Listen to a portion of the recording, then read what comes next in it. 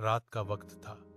हवा धीरे धीरे चल रही थी और आस पास की गलियां बिल्कुल खामोश पड़ी थीं। शिद्रा अपने कमरे की खिड़की के पास बैठी बाहर का अंधेरा देख रही थी।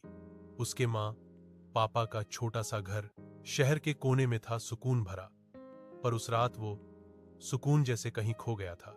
शिद्रा को कुछ दिनों से एक अजीब सी फीलिंग हो रही थी, जैसे कोई हमेशा उसके आस पास हो, देख रहा हो। कभी कभी उसे अपनी पीछे से हल्की सी सरगोशी सुनाई देती, पर जब मुड़कर देखती वहां कोई नहीं होता। पहले उसने सोचा शायद थकान होगी, पर वक्त के साथ वो एहसास और गहरा होता गया। उस रात जब वह खिड़की बंद करने उठी, उसे अपनी परछाई बगल की दीवार पर नजर आई। पर एक पल के लिए उस परछाई के बाल बिल्कुल उसकी तरह नहीं थे। शिद्रा का सांस थोड़ा तेज हो गया। उसने आंखें झपकाकर दोबारा देखा तो परछाई ठीक थी। शिद्रा ने खुद को समझाया, पर सब सामान्य नहीं था। तो उसने देखा कि शिद्रा की आंखों के नीचे काले घेरे थे। भाई परेशान हो गया। बेटा, रात को नींद नहीं आई क्या? शिद्रा ने नजर झुकाकर सिर हिला दिया। बस थोड़ा अजीब लग रहा था भाई। भाई ने प्यार से उसके बाल ठीक किए। कोई टेंशन मत लो, पापा से बात करते हैं, थोड़ा मस्जिद ले चलेंगे। पापा भी उसका चेहरा देखकर घबरा गए। कुछ परेशान लगती हो क्या? किसी से झगड़ा हुआ?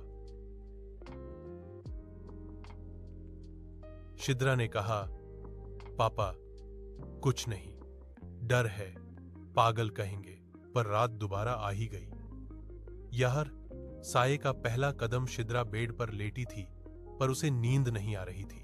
कमरे की रोशनी बंद थी और एक हल्की सी हवा पर्दे हिला रही थी।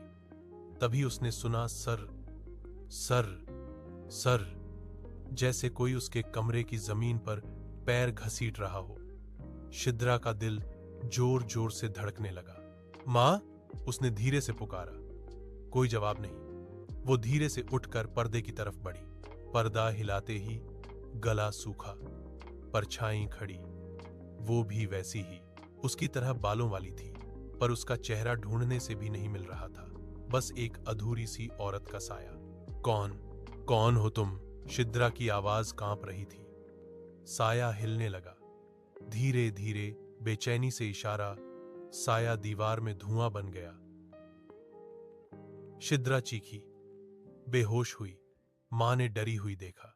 बेटा, क्या हुआ? पापा भी भाग कर आए। शिद्रा होश में आई तो उसने सब कुछ बताने की कोशिश की, पर पापा ने बस उसे गले लगाया और बोला, तुम बिल्कुल सेफ हो, हम तुम्हारे साथ हैं।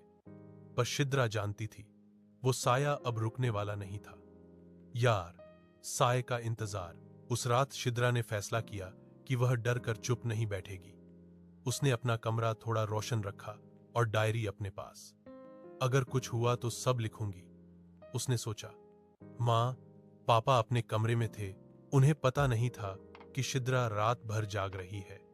12:47 एम। ख्वाहिश भरी हवा। जमीन पर एक ठंडा सा महसूस होता हुआ हवा का झोंका। शिद्रा सीधी बैठी। आ जाओ, मुझे पता है तुम यहीं हो। और तभी रूम का कोना धीरे धीरे अंधेरा होने लगा। जहां पहले लाइट थी, वहां अब एक लंबा सा आयाम सा बन रहा था। फिर वो दिखाई दिया, एक लड़की का साया। वो पहले से ज्यादा साफ, हिलाने वाली लड़की थी। शिद्रा बोली, तुम कौन? मुझसे क्या चाहती हो? साया धीरे से बेड के पास आया। उसने हाथ बढ़ाया।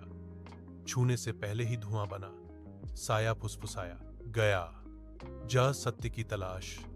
अगली सुबह वो सीधा मां पापा के पास गई। इस बार वो चुप नहीं रही।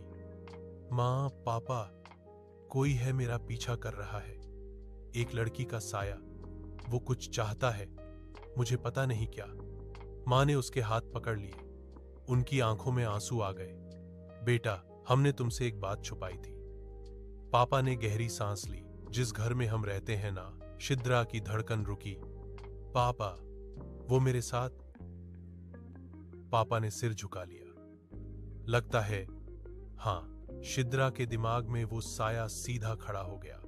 एक बेचैन लड़की, एक अधूरा वजूद, एक राज जिसका कोई जवाब नहीं। यह है साये का सच। इस रात शिद्रा ने तय किया कि वो उस लड़की से बात करेगी। डर के भाव से नहीं, हिम्मत से। रात को कमरा बंद करके वो बीच में बैठी, दीपक जलाया, बोली, सच बताओ। साया दिखा, अंधेरा गहराया, लड़की की तरह लग रहा था। धीरे धीरे उसकी शेप ज्यादा साफ होती जा रही थी। साये ने अपनी आवाज को दोबारा निकाला, ज्यादा साफ, ज्यादा दर्द भरी। मुझे याद दिलाओ। शिद्रा समझ नहीं पाई। किस चीज की? साये ने उंगली पुरानी अलमारी के कमरे के कोने की ओर इशारा किया। शिद्रा ने हिम्मत करके अलमारी खोली।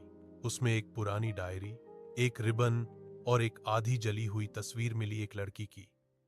उसकी उम्र लगभग शिद्रा जितनी।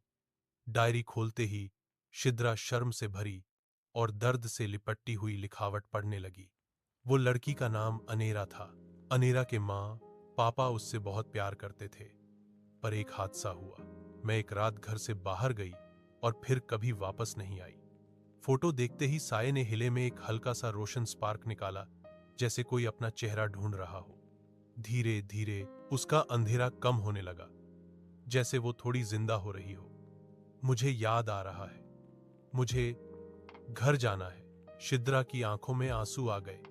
मैं तुम्हारी मदद करूंगी, तुम अकेली नहीं हो।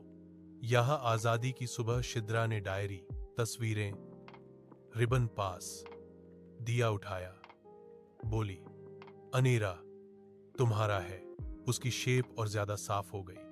उसका चेहरा अब पहली बार नजर आ रहा था, अधूरा नहीं बल्कि पूरा। और फिर उसने हल्का सा स्माइल किया। शुक्रिया। शिद्रा। रोशनी का एक हल्का सा चक्कर साये के पास घुमा और वो धीरे धीरे हवा में खो गया। उसके जाने के बाद कमरा बिल्कुल हल्का, रोशन और साफ लगने लगा, जैसे सालों बाद उसमें से कोई बोझ उठ गया हो। क्या हुआ बेटा? अब सब ठीक है। शिद्रा मुस्कुराई। हाँ माँ, पापा, अब सब ठीक है। उस लड़की को अब सुकून मिल गया। पापा ने उसे गले लगाया। माँ के आंसू निकल आए। शुक्र है सब ठीक हो गया। और तब से शिद्रा ने कभी उस लड़की का साया नहीं देखा, पर कभी कभी रात के वक्त जब हवा चलती, उसे एक हल्का सा प्यार भरा झोंका महसूस होता, जैसे कोई कह रहा हो, मैं यहीं हूं, पर अब आजाद।